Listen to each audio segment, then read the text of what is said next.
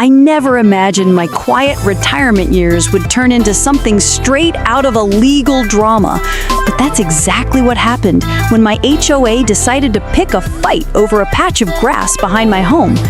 A patch of grass, mind you, that I'd been mowing, watering, and landscaping for nearly 20 years.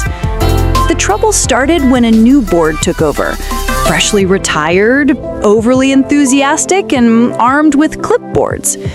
One morning, I received a violation notice claiming I had illegally altered HOA common property. The so-called alteration was a small vegetable garden where I grew tomatoes for my grandkids.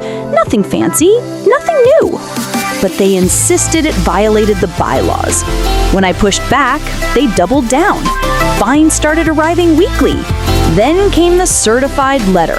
They were taking me to court. Now, at this point in life, I've dealt with enough bureaucracy to know when something smells off.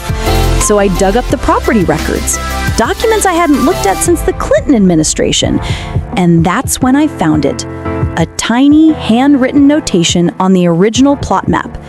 An easement created before the HOA even existed, granting me ownership rights to my property line, plus an additional 30-foot strip of land. And that strip of land? It stretched directly beneath the HOA's shiny new office building. I took the records to my attorney, a man I've known since he was fresh out of law school. When he finished reading, he leaned back, smiled, and said, "You're not the defendant anymore, you're the landlord." Court day arrived. The HOA board members marched in looking triumphant, as if they were about to domesticate a wild troublemaker. They presented photos of my tomato plants like they were evidence from a crime scene. Then my attorney stood. He calmly presented the original plot maps, the easement, and the land deed.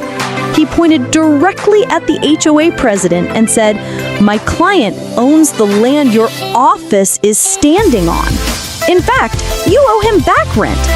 You could have heard a pin drop. The judge reviewed the papers, adjusted his glasses, and asked the HOA's lawyer if they were aware of the easement.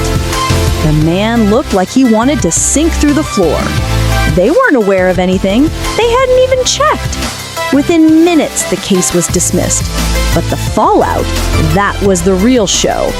The HOA agreed to drop every fine, issue a formal apology, and renegotiate their rights to use the land, this time with an annual lease payment to yours truly. My tomatoes are still growing, my grandkids started calling me the landlord, and the HOA, they haven't sent me a single violation since.